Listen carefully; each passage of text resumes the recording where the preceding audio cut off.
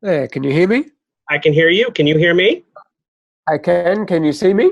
I can. And you've got a wonderful background as well. Actually, it's a real life background. That's an actual real background I've got there. I'm at our Disney store right now, Hmm. and a friend of ours who's a graphic designer worked sort of freelance in an office that had a machine that lets you scan any image and then print it out um, on this huge machine that printed it out sort of on 3D. So these images are about this thick, Oh, and wow. so it printed it out black and white. So what he did was sort of spray paint the colors in, and because we were moving to a new store, so he said you need some decorations. So we've got probably about a dozen of these around the store. Um, yeah, so there we go. Well, I feel like I'm the world's foremost expert on Martin Turnbull right at the moment. So why don't you tell those of people watching us right now when they actually get to see this, who you are, what you do, and where you're at? Right. So I am a novelist. I focus on historical fiction, specifically during Hollywood's golden era, which for my money means 1927 to 1959. And that's because 27 was the year that the jazz singer introduced the talkies into the movies. And 59 was really the end of the studio era with the remake of Ben-Hur and Some Like It Hot and a number of other movies, studio movies, that were really the end of the peak of studio filmmaking. Hmm. After that, we got the 60s, and that's when things started to fall apart. So to my mind, it's always been 27 to 59. And then I found a hotel, a real life hotel that was on Sunset Boulevard that opened in 27 and closed in 1959. And I thought, so the people who lived there, and they didn't just check in for a night, this was a residential hotel.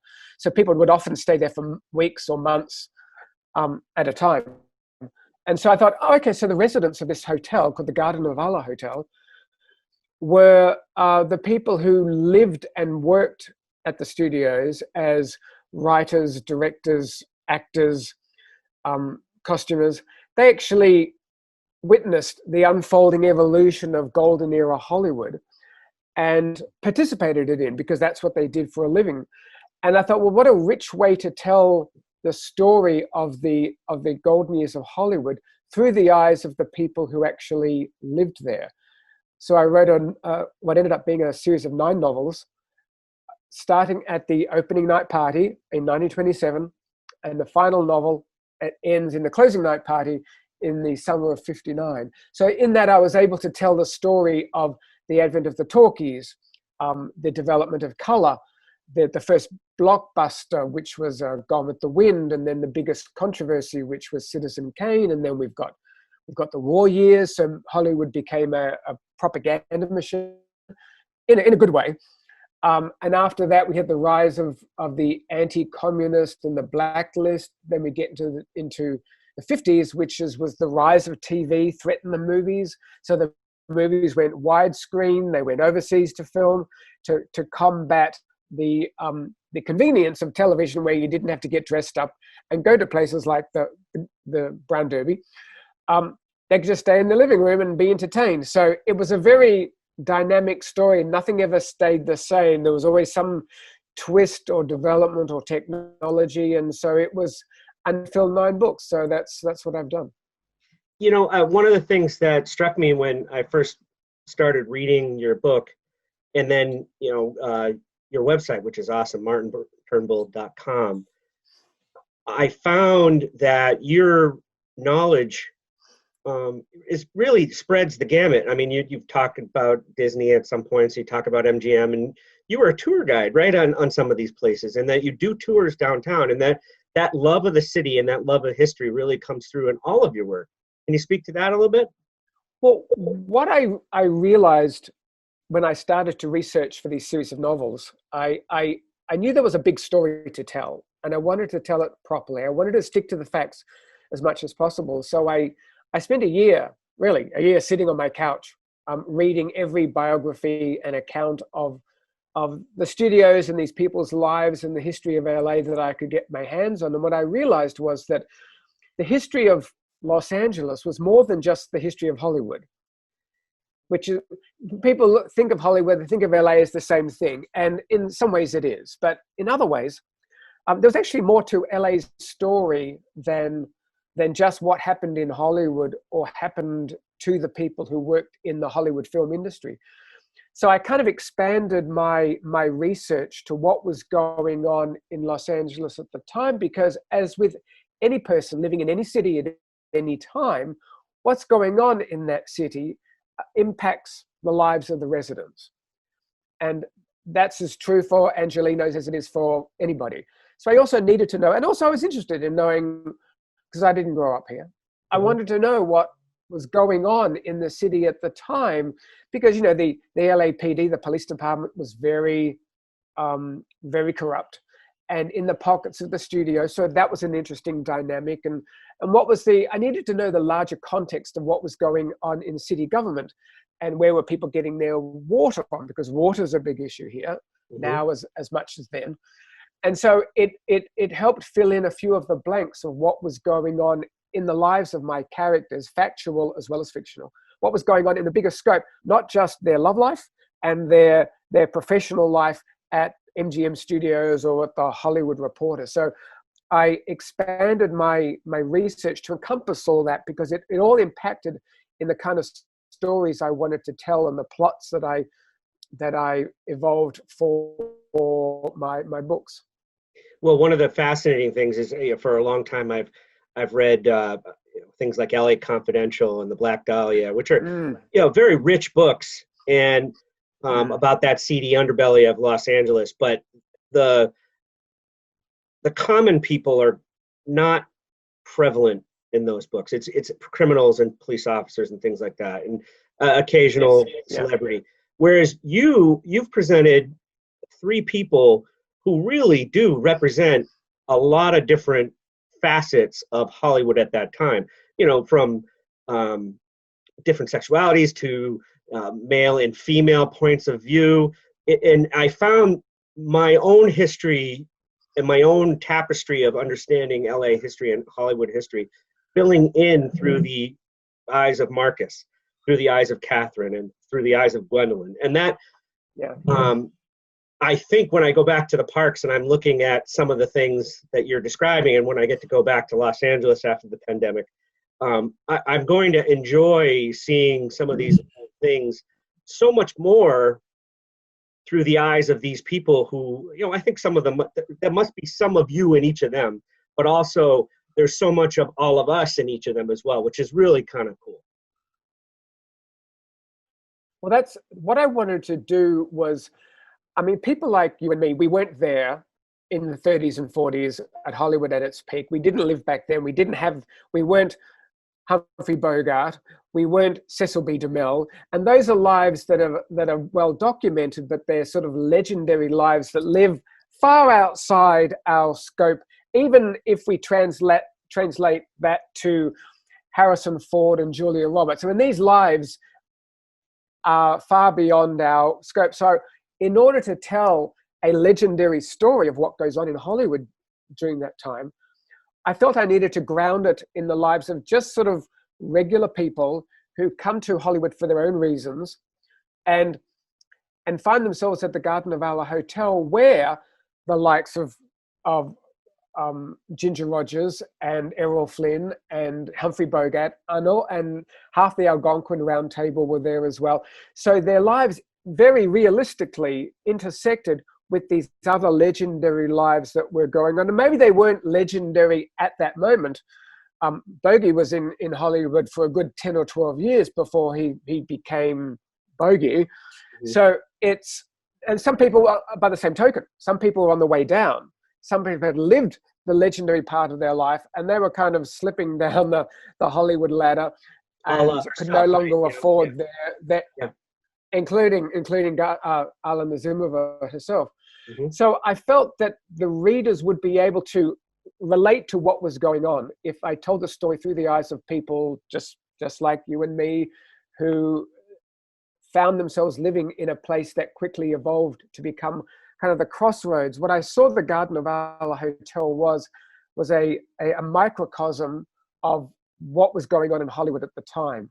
Because the hotel was opened from 27 to 59, those 32 years of the peak years of studio era Hollywood, it seemed like what was going on at the Garden was a direct reflection of what was going on in Hollywood at the time, Mhm. which is a big story. And there's a lot to take in.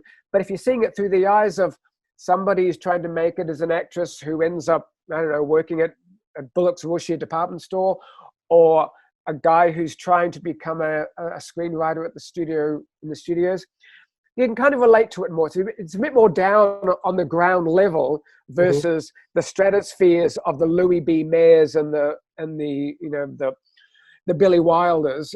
Who can relate to that? But you can relate to somebody who's trying to get your foot in the door to become noticed enough to be an actress in studio era Hollywood, who's got the beauty for it, but does she have the talent for it? Does she have the knack of being in the right place at the right time? It's a lot of luck, and it's a lot of right place, right time. And you've got to be in the right place at the right time in order to win the lottery. And that's what these people are trying to do, is just trying to get their foothold in. And if you go on to the other novels, you'll see that they do, but that life may not necessarily turn out to be what they thought it was going to be, or that their goal isn't quite the golden goal that they think it was going to be. Because I have a theory that fame and fortune in Hollywood it gives you a lot, but it takes a lot from you as well. And you just look at the marital track record and the alcoholism track record and the suicidal track record of these people. It looks great on the outside looking in, but when you're on the inside looking out, it's a lot to handle. And if you were born the daughter of a washerwoman from Dubuque, and you just happen to have the looks of a Clara Bow or a Rita Hayworth, you weren't brought up to handle money. You weren't brought up to handle that sort of adulation. It kind of takes its toll. And I kind of find it interesting to examine that sort of toll that it takes on you, that the price you pay isn't the price you think you're going to have to pay. And the compensation that you get may not be the compensation that you need in order to survive as a whole person, as a mentally healthy person, because it throws a lot at you, and you got to be ready for it. And some people just simply aren't. Yeah. Well, let's start in the realm of something that grounds us in what I'm writing about, which would be Disney and the parks and things like that. Yeah. Take us to the room where Walt is having Mickey Mouse's first birthday party, and why you felt like that was an important piece to include in the novel, in the first novel. Okay, so firstly, it actually happened. So I was always looking for actual events that I can weave my fictional story through factual events. And when I came across the birthday party that Walt threw at the Coconut Grove, I thought, well, that right there. Okay, so I've got the Coconut Grove, which is a legendary place, and an evocative place. You've got these paper mache palm trees, and you've got these twinkling lights in the ceiling to look like the night sky, and you've got half of Hollywood. So that's an evocative place to hold a scene. You've also got Walt Disney, who, and this was 28, 29, I'm thinking, because it's a long while since I've written that scene. We've got Walt Disney, that is a person who's becoming a name, but hasn't yet reached that legendary, globally recognized, iconic image. And if you say the name Walt Disney, anywhere in the world, stand anywhere in the world and say the name Walt Disney, everybody's pretty much got the same picture. Well, he hadn't reached that yet. So he was on the way there, and he'd landed on his iconic character. He probably didn't realize how iconic at that point Mickey was. But you've got a legend in the making. And so it ticked all my boxes. A real event in a real place with a real person, but celebrating let's call Mickey a real character, but not there yet. It's somebody on the way to greatness, which is what my characters are aspiring to be. I'm not going to, no spoiler alerts here. I won't tell you if they make it to greatness. Because sometimes the interesting stories are the ones that don't. It's like, okay, so the ones who don't become a star, the ones who don't become a name, a household name, okay, what happens to them? What then? Because most Hollywood stories are, I want to be a star, I get to be a star, I'm a star, the end. Yeah. Well, what about the people who aren't? Or what about the people who get there and go, this isn't what I thought? And so Walt Disney, through several points of his life, could have easily been that person. He managed to negotiate his way through higher and higher levels of success and creativity and innovation. But in this scene, which is in the late 20s, he wasn't there yet. He was still kind of feeling his way toward the legend that he would become. So that's the sort of time and place I look for to describe. Plus, it's interesting because you and I here now in 2020, are able to look back and see this, in this case, Walt Disney, see Walt not as the iconic legend he now is, but as a guy with a great idea who's looking to his next promotional activity, his next inspiration for his next Mickey Mouse short or whatever he's doing. We kind of forget there's a whole evolution before we get to the Walt Disney that comes up with Disneyland or the Walt Disney that comes up with Snow White. And so it's I kind of find that more interesting, the evolving personalities versus the evolved legend. One of the things that some movies don't actually go on to superstardom either, but the idea of the glamorous classic Hollywood in a movie like The Rocketeer is the reason why I have such an affinity for Los Angeles. Yeah, it sounds silly because The Rocketeer is a cult classic, but not necessarily on your top list of Walt Disney films. But the background behind me, the Hollywood Brown Derby, which is mentioned in the film, and then the South Seas Club, which is shot in the film, and things like that. I think that it's just so interesting. And then to be able to go to a place like Hollywood Studios, yes, I do love Magic Kingdom, but I love Hollywood Studios, and I love the Great Movie Ride, and I loved walking down the street and imagining what it was like to be in old Hollywood. And is that the what you saw when you went? I think it was a couple of years ago. Yeah, we went 2 summers ago. So yeah, absolutely. When I walked through, before I even walked through the gates, I mean, there was the entrance to it. Mm-hmm. I thought, oh wow, because now I know LA architecture very well because I'm always looking at places to set scenes, and I just love architecture anyway, and I love vintage photography anyway. But now I was far more trained to the iconic buildings of LA, and just walking through the Hollywood studio gates, I thought, oh wow, okay. Because when you're in Florida, you're not in LA. I wasn't expecting that level of detail. I should have, because I know what the Imagineers are like, but I walked through and onto the Hollywood Boulevard, and as I'm walking through, thinking, oh, they've got the dark room. Oh, and they've got the theater. Oh, and as I'm walking around, I suddenly felt like I had walked into one of my novels, maybe like in the second novel, which is the mid to late 30s. I'm thinking, this is what it must have felt like. It's I mean, it's a smaller scale, of course. It's on a more human scale, which was kind of even better because you could relate to it more. You could walk Hollywood Boulevard in 15 minutes rather than the 2 hours it would actually take you. Mm-hmm. But the way they kept the 30s Art Deco sensibility to it, and the colors that they used, and the way they light. I'm talking about the whole park, but I'm specifically thinking that first street that you walk down, and at the end you can see Grauman's Chinese. My eyes were like, oh, that's that building, and that's, oh my God, that's that building. And there was just some detailing. I thought, wow, they even included that building with that detail. I was super impressed with the attention to historic detail that they did. That 999 people out of 1,000 visitors to Hollywood Studios wouldn't notice in a million years, but it's those details that you that all add up to a whole picture that makes it quite the experience. And every time I turned a corner and I recognized something else, I thought, oh, my whole day was like, oh, that's the entrance to Mulholland and to the Hollywoodland develop. Well, they even included that, and they put it in front of an attraction. But the fact they included it was mind blowing. So I kind of felt my wish had come true, because my dear wish is somebody would invent a time machine, and if they did that, I would take myself back to December 1939, which was the week before Gone with the Wind premiered in LA.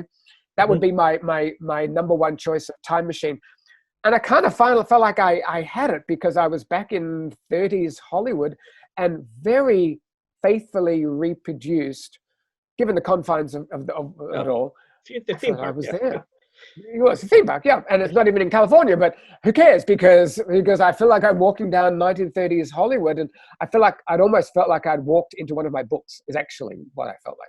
Well, and that's one of the reasons why we're talking, because I recognize that, first of all, and my fascination with the Brown Derbies, and the Hollywood and Vine Brown Derby in particular, because of its recreation in the park, and as that as sort of the hub of the universe, and all of these wonderful things happen. I agree. And you've put in those little moments, like the waiter knowing more about what's going on than some of the participants.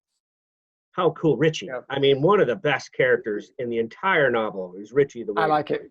And I often, when I do go into the Hollywood Brown Derby, which is my favorite place to eat, but and enjoying my grapefruit cake, and thinking about the story about Bob Cobb and the salad, and I think those things are important to remember.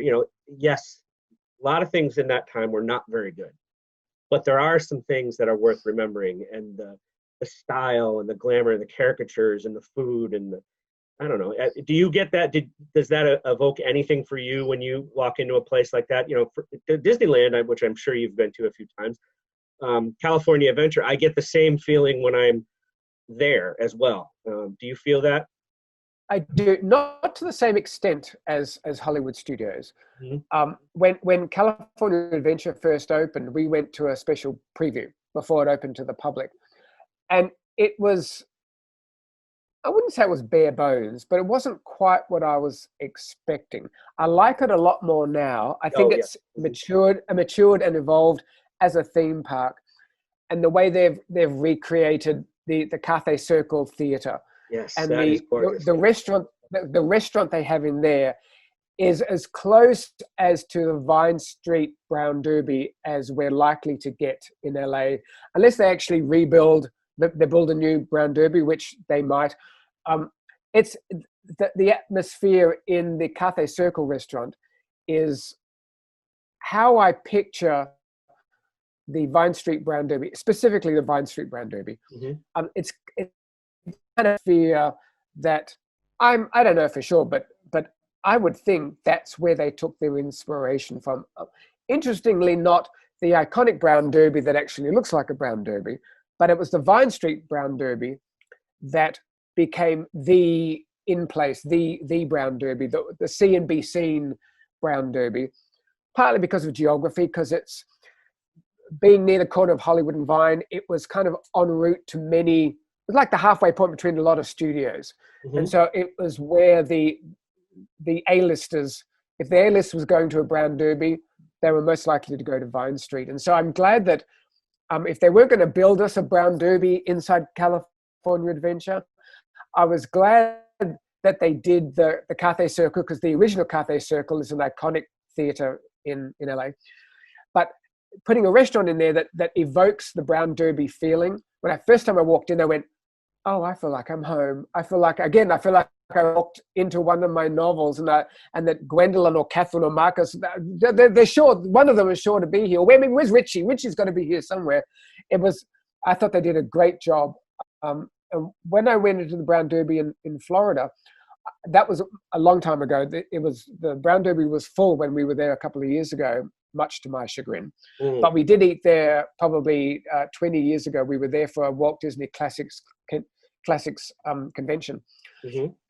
And I remember they had like a little Ciro's corner and a Macumbo corner. And I knew those names, but I hadn't started researching these novels yet. But when I walked into the Cathay Circle Theatre restaurant, what immediately struck me was how it felt like the Brown Derby restaurant in Florida. It had that same, the decor is the same, and the feeling's the same, and the sort of the classiness to it is the same. It's my kind of restaurant. Yeah, and in fact, one of the great things about the Brown Derby, and don't tell anyone, is if it's not open yet, they will let you walk in and go look around. And now you tell really? Now you tell me. God, I wish I'd known that. Yeah, and I went in, and I believe the photograph behind me is one of those. But I will say, I will say to the maitre d', I will say, may I go in and just take a peek? And nobody's ever said no. And I take a peek and I take pictures of the place as the servers are setting up, and reminisce of when I was homesick from school watching I Love Lucy and watching her at the Brown Derby. Or I found the Danny Kaye movie, The Five Pennies, which includes the Brown Derby as well. And yeah. Oh, yes, you're right. I saw that about a year ago. But, oh, wow, yes. Yeah. So my wife does not share my affinity for old things like that. She just sometimes just shakes her head and enjoys. But even if you walk down the street from the Brown Derby into the Walt Disney Presents, or what used to be A Man in His Dream, they had his office for a while. Yeah.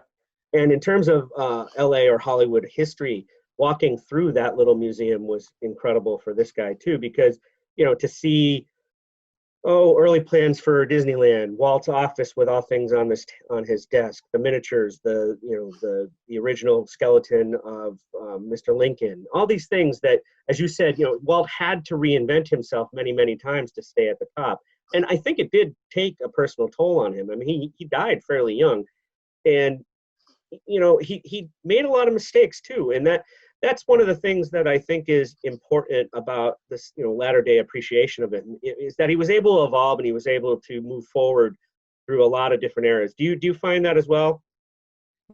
Yeah, I've read a couple of biographies of him, and what struck me at the time was how he was willing to take a chance.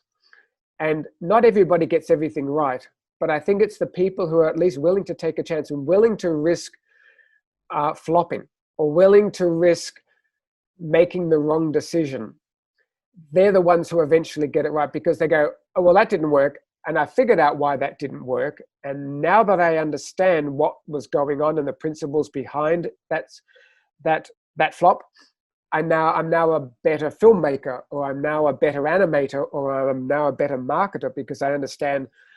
I guess what it comes down to is understanding the human psyche, which isn't an easy thing to understand, but it's the people who are willing to take the risks, as Walt did with Snow White, the full-length motion picture. And when everybody went, "Are you kidding?" Just like David O. Selznick's when he announced making Gone with the Wind, everybody went, "Are you kidding?" But both of them persevered, and it could have been absolutely disastrous. They could have lost everything. Both of those men could have lost everything. But they stuck to their vision, and maybe they had great people advising them. I mean, nobody makes a movie like that, either of those movies, and gets it all right. And both of them saw it through, and in the end changed Hollywood filmmaking, and changed animation, and changed everything. But not every movie that Walt Disney made was a success like that, and not every movie that Selznick made was a success like that. In fact, you could argue that none of them were the success that both of those movies were, because in their time, they were an outlying super success that nobody was going to replicate in their lifetime. But the fact they have pulled it off at all is a testament to their willingness to take an idea of theirs and run with it, despite, or in spite of, and in the face of people telling them this a ridiculous thing. Nobody's going to sit through a 3 3/4 hour movie. Nobody's going to sit through a full-length cartoon. Well, thank goodness they did, because it showed that they did. I'm reading a book right now on the early history of LA, and it talks about how D.W. Griffith and his vision for Birth of a Nation, in a time when movies were, 4 reels, he wanted to make a 12-reel movie, and people say nobody will sit through a 3-hour movie when everybody's used to 20 minutes. Who's going to sit through a 3-hour movie? He stuck to his vision, and he's proven it right. And now we could argue the pros and cons of a movie like Birth of a Nation, but he stuck to his vision, just like Selznick and Disney did, to do something that nobody had done before and make a success of it. So I think Walt Disney is possibly the best example of that, to marrying sound to animation, and then add color to animation, then extend that format to full length, and then come up with something like Fantasia. Oh yeah. And then go into live action, and then make a theme park when that had never been done before, and could have easily have gone the other direction. So he was always willing to take the chance, and I think that's possibly his key to his success. That, and I would say his ability to spot talent and nurture it, and let them do what they do. I'm thinking of like the Sherman Brothers. Oh my gosh, yeah, and that collaboration that he, many studio heads wouldn't be down in the trenches with the 2 guys writing the score, right? Right, and he found the right people to write the right songs for his movies over and over, like the number of iconic songs that those guys just came out with. And as I understand it, they didn't even like each other, but somehow the chemistry of their talents rubbing up against each other, and the medium they wrote for, produced these songs that everybody knows the lyrics of, whether they even like Mary Poppins or not. We all know Supercalifragilisticexpialidocious, and the cauldron of talent that Walt put together and kept bubbling away there, whether it was the animators, the 9 old men, or whether it was the Sherman Brothers, or whoever, the Mickey Mouse Club, again, another innovation.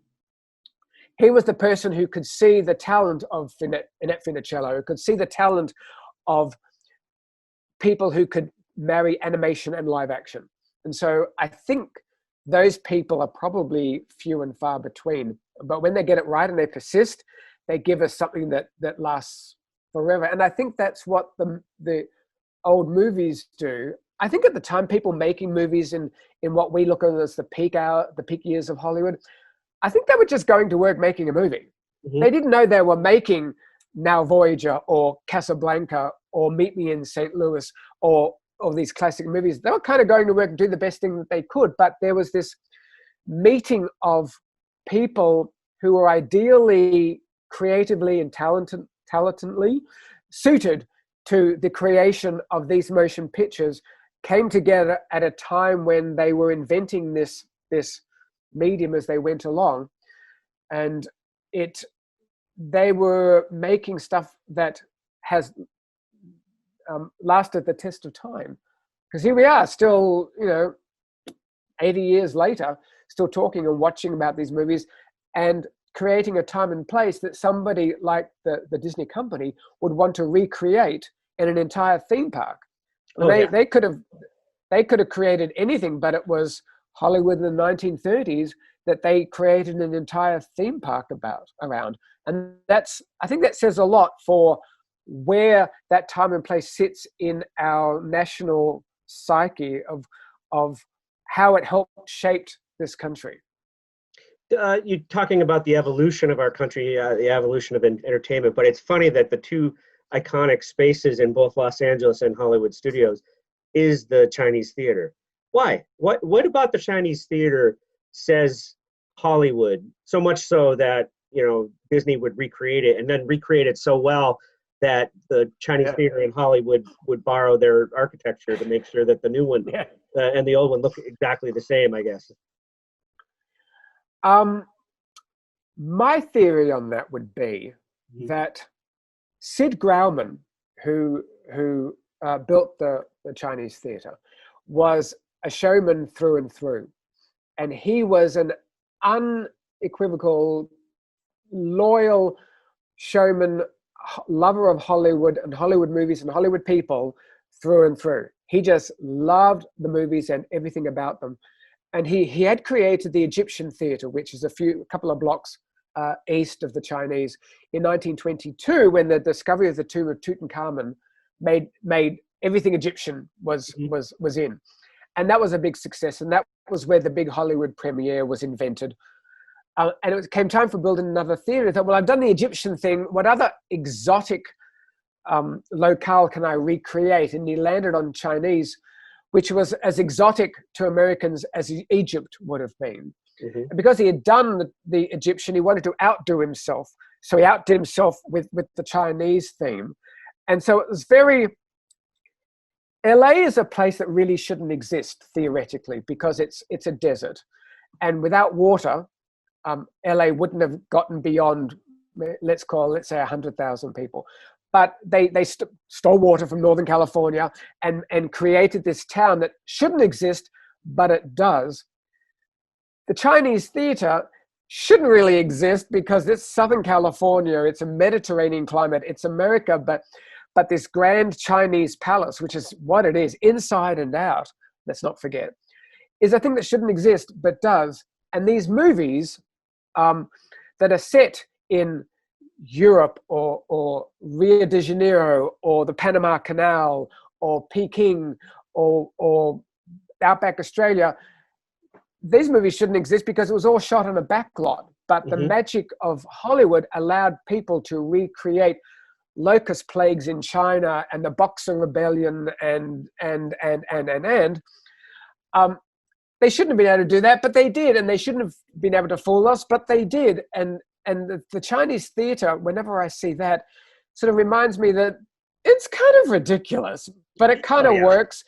Yeah. It shouldn't look right in the middle of all this, but of course it does, because the whole place is ridiculous, because none of it should really exist, and yet it does work anyway. And I think Hollywood, and to a larger extent LA, is exactly the same way, because again, we sit on the San Andreas earthquake fault. We should have fallen into the San Andreas fault long before now. We should have run a mile. We never should have built here. We never should have built here in the first place, but we did, and we're still here, and we go on. So my theory is that the Grauman's Chinese is somehow emblematic of everything that LA is, that shouldn't be, but is anyway. I have to say that having been to LA several times and been in those areas, my cousin is in a casting in Hollywood, and he will take me around to the real LA. And I will say that there are times when I've been to the real Grauman's Chinese and smelled the urine and seen all the craziness and decided to myself, I'm glad I'm able to introduce my children to the one in Florida first. But there is something to be able to walk down that area and see the Frolic Room, both existing and then existing in a movie like LA Confidential, or, and I have to say that I'm very happy that this era of American history and this weird special thing that is cinema is still exists in a way that you can actually touch. And I'm pleased that Hollywood Studios in Florida still has a lot of that, but it is nice to be able to go to LA and see exactly where Walt started, or where, have you been to his grave at Forest Lawn? No, I have. When I used to travel around with the Boston Bruins, so my time was very well spent. So I usually would end up with about 3 hours with my cousin, and he would drive me around and be, there's the Nakatomi building from Die Hard. So I'd have these snippets. And the last time, man, I went to the Dresden Room and I enjoyed that sort of old Hollywood feel that, I think that the movie Swingers was trying to evoke when they did that, a couple decades ago. So I have bits and pieces, but someday I would like to see a lot of the places that you're describing on your blog. And in your tours. So what are your favorite haunts? What are you so excited to show people? Protect maybe a Disney place, and maybe something that's just a personal favorite. Well, I do like to show people Walt Disney's resting place, Mm-hmm. because a lot of the stars are buried in a place called Forest Lawn, which is in Glendale, which is over near Pasadena. It's not in LA itself, but it's a vast cemetery, and a lot of them are just plaques on the ground or plaques just on a wall. But Walt Disney, the Disney family, have this little courtyard, I guess you call it, and it's not very big. Like the actual courtyard itself is maybe 12 feet by 12 feet, maybe 15 feet by 15 feet, but it's where they're all buried. And there's a little, as I recall, it's been a while since I've been there, but there's a little gateway and I think a little bench that you can sit. I don't know if you're allowed to, but Mm-hmm. I do anyway. You're only not allowed to if you get caught, is my theory. Yeah, So same as at the Brown Derby. Yes, yeah, right. So it's just this beautiful little peaceful corner where Walt and all of his family are buried, and it's a quiet little corner of Hollywood in the largest sense that not many people will see, and yet there he is, the guy that influenced so much, especially if you're a Disney fan, it influenced so much of your life that it's kind of nice to see where he ended up, and where he's ended up is a lovely place, versus somebody like the director George Cukor, who directed so many wonderful movies. He's in a crypt in a wall with a blank headstone. There's no headstone to mark his grave, and that's a long story, but that was on purpose. But still, it's just like, man, it's George Cukor. Like, Mm-hmm. he directed some of the best movies ever, and he's in an unmarked grave. That just seems wrong. But with Disney, it's all just quite lovely. So that's one place I do like to take. Another place I like to take people is a place called the High Tower. Now, the High Tower is what would you call it? A neighborhood, a little neighborhood at the back of the Hollywood Bowl. Actually, the Hollywood Bowl is another place I like to take people because it doesn't close. You can actually walk up the driveway when there's no show going on. Like, I take people in the morning, and these two places are next to each other. Mm-hmm. So I take people, you can actually go into the Hollywood Bowl. You can actually go into the bowl and you can sit down. Up until a little while ago, you could actually walk out onto the stage, and you could actually stand on the stage of the Hollywood Bowl and look out to this huge audience. I don't know that you can do that anymore. At least you couldn't the last time, or frowned upon the last time we tried it. But you can still walk into the bowl and see this legendary performing space.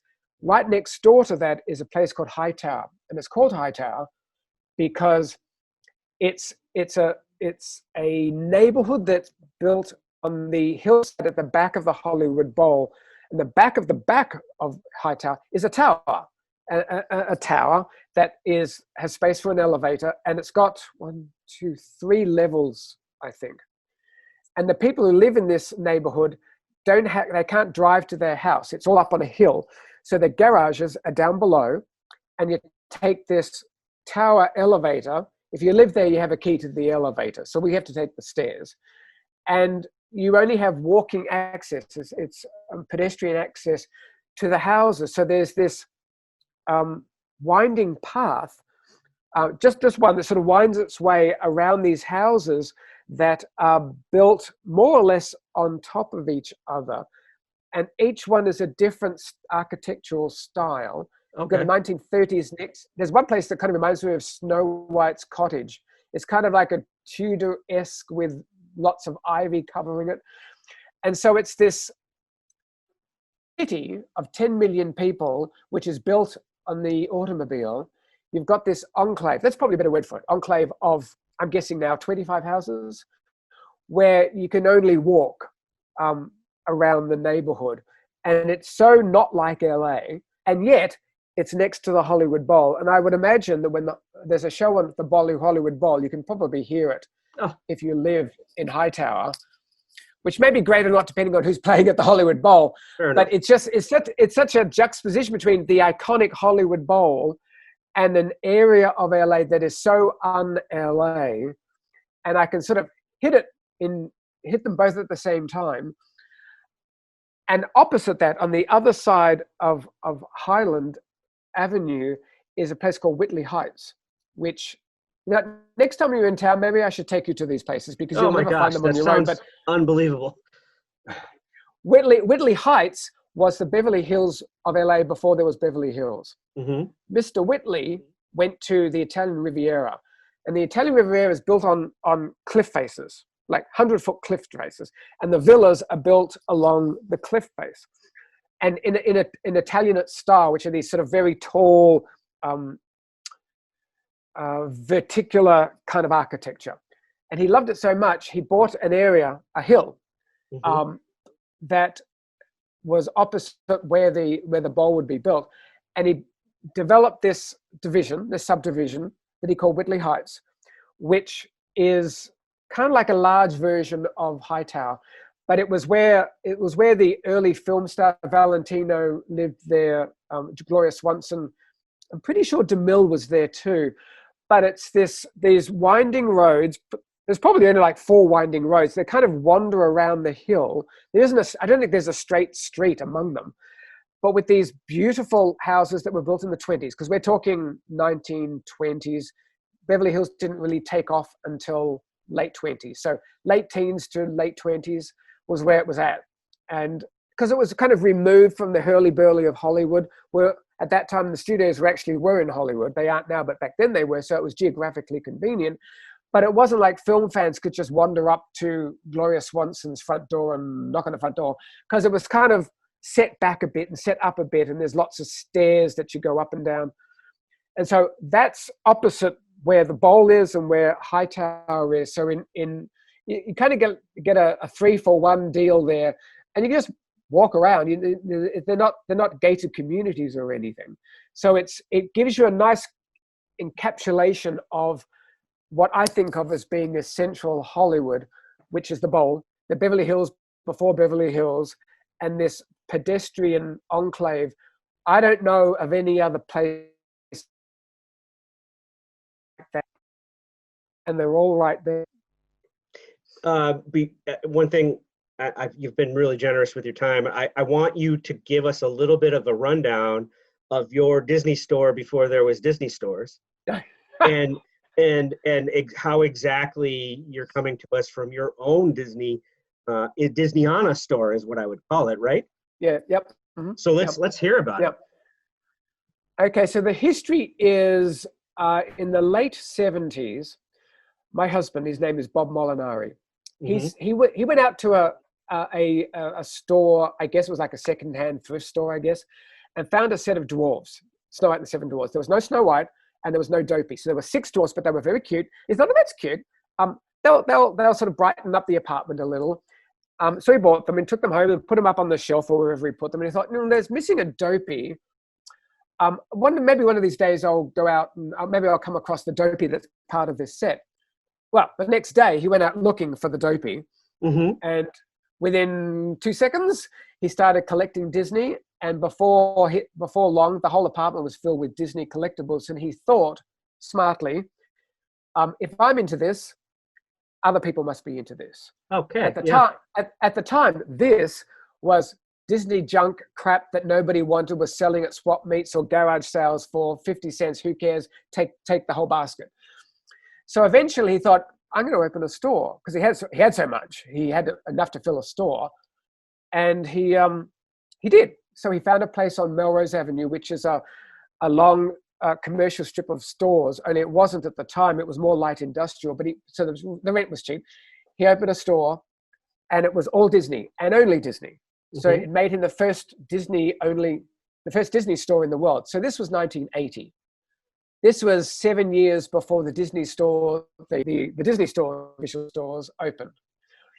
So being the world's first Disney store, that was a good angle for magazines and radio interviews and TV shows to highlight something new. So he started popping up on TV shows, doing a profile on him, or travel guides.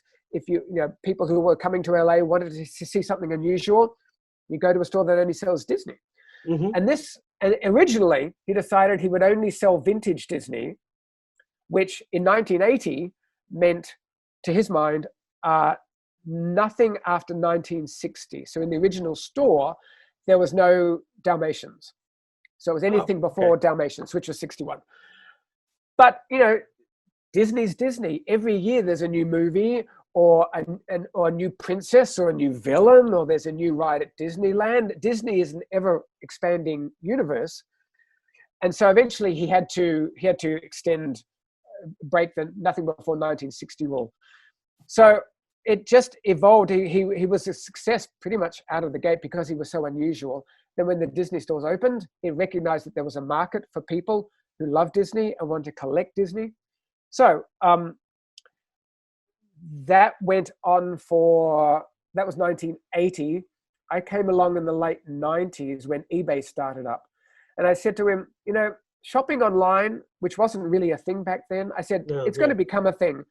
And he specialized in figurines of feature animation characters. It was the main thrust of the store. There was other stuff, but it was basically figurines, not animation cells or whatever else, but it was figurines. I said, everything you have here is shippable. Everything we have, we can put into a box and ship it. Yeah. That makes it perfect for an online store. And so we launched the website Christmas 2000. We launched the website. And now it's 90 to 95% of the business that we do comes through the website, because of course our business used to be the people who walk past the store, and now it's people. It's anywhere in the world, anyone in the world, wake up anywhere that I need a dopey. Yeah, really. Yeah. So anywhere that the U.S. Post Office ships, that's our market. And so and like I said, especially more recently, every year there's a new Disney movie and or Pixar movie where you got a new villain, maybe a new princess, a new sidekick. We don't do Marvel comics and we don't do Star Wars because it's not really Disney. I know technically it's Disney, but our focus is feature animation, figurines and feature animation. Mm-hmm. So we had to move out of that store a few years ago when they sold the building on us. So now we have a much smaller store. Let me see if I can do this. I'd actually not done this before. Please do. Show us around if you can. Let me see if this will work. So this is one of the cabinets. You can see I've never done this before. Okay, so this was a cabinet for the Walt Disney Classics collection. We were one of the first dealers of the Classics collection, and they're fantastic display cases. So we don't have many Classics collection on display left, but now we have the Couture de Force, we have Miss Mindy. Mm-hmm. Let's see, if we go around here, you see more of the things I was talking about before. We used to have a lot of, let me open the doors. We used to have a lot of vintage stuff. Mm-hmm. People don't collect vintage like they used to. So now we have a couple of shelves of vintage stuff, and sort of mixed in with salt and pepper shakers and Jim Shaw. We have a lot of Jim Shaw stuff. We have a lot of magnets and keychains. And so here's a couple of more of the Classics collection stuff where this is mostly Jim Shaw stuff, which is very popular, especially of course the princesses. And a few more display cases. So are you picking this up? Are you seeing this? Oh yeah, it looks great. Yeah, and okay. It's actually coming through very nicely. Right. So Nightmare Before Christmas is a big one for us.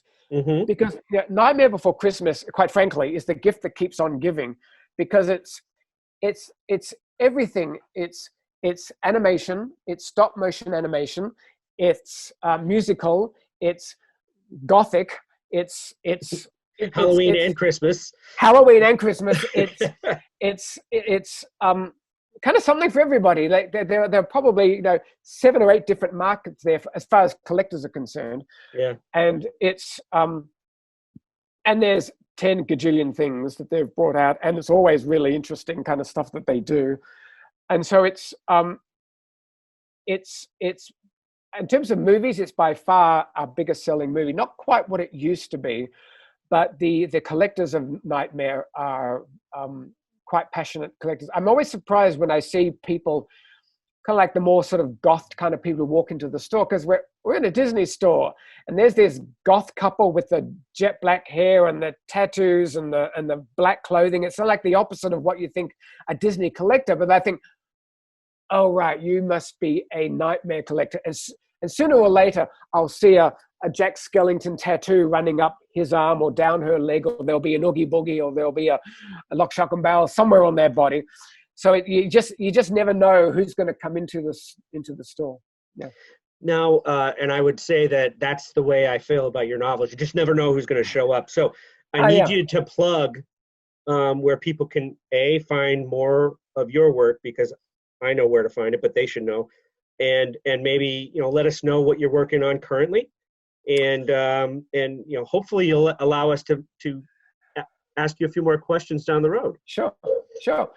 So people can find me at my website, which is martinturnbull.com. And on that website, you'll find links to all my books and descriptions of all my books, as well as a list of Hollywood places. You'll see on the website Hollywood Places, and that's a list of places that I started collecting information on places because I knew I wanted to set various scenes at interesting locations, but real locations. I always wanted them to be real. So I needed to know, when did Ciro's open? When did it close? When did the Macumbo open? When did it close? When did the original Brown Derby open? When did the Vine Street one? When did the Beverly Hills one? And when did the other one, Los Feliz, when did they actually open? Because I can't have now. That was the most disappointing thing ever. I drove up there. I was 2 years late from the Derby, and I missed it. I know. How do you think I feel? Oh, yeah. So there's a long list of places that was open, and there's also a photo blog, which is probably, I think, the most interesting. Every day I post a vintage photo that I find of Hollywood, anything up to about 1960. I draw the line. Sometimes if I find, like, there's a great shot of Grauman's Chinese playing Mary Poppins. Well, I had to put that in, even though that was 64.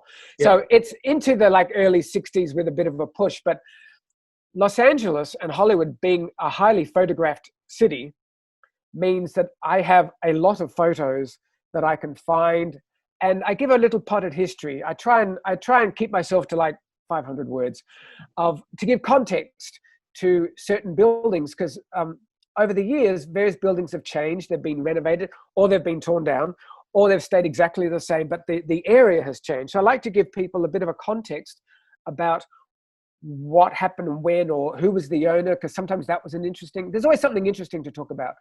So every day I post that photo on my website.